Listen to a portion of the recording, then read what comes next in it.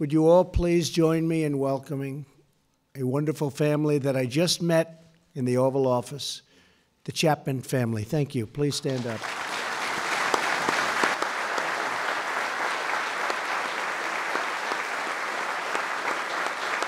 John Chapman grew up in Windsor Locks, Connecticut.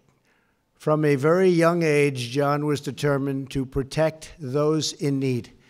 In kindergarten, John noticed that his classmate, Bill Brooks, was being bullied. As Bill says, John stepped in and saved me. In his high school yearbook, John quoted these words, "Give yourself before taking of someone else." It's very far-sighted. John lived by that motto every single day. Everybody that knew him said that's the way he lived. Single day. Everybody that knew him said that's the way he lived. Soon after the terror attacks of September 11th, John volunteered to deploy to Afghanistan. He walked into his superior's office and said, "I need to go."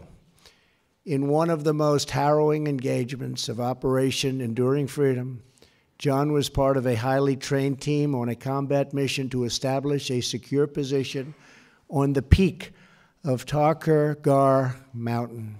On the peak of Takur Ghar mountain. John Chapman was the first to charge up the mountain toward the enemy. He killed 2 terrorists and cleared out the first bunker.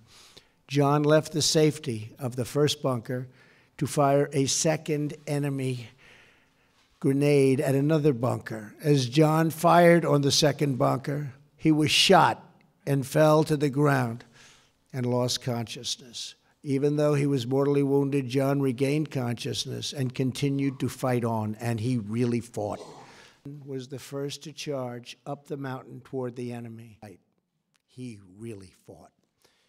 Good sacrifice. John helped save more than 20. Now it is my privilege to ask Valerie to join me on stage to accept the Congressional Medal of Honor on behalf of the hero she loved and the hero our nation will forever remember, Technical Sergeant John Chapman. Please, Valerie, thank you.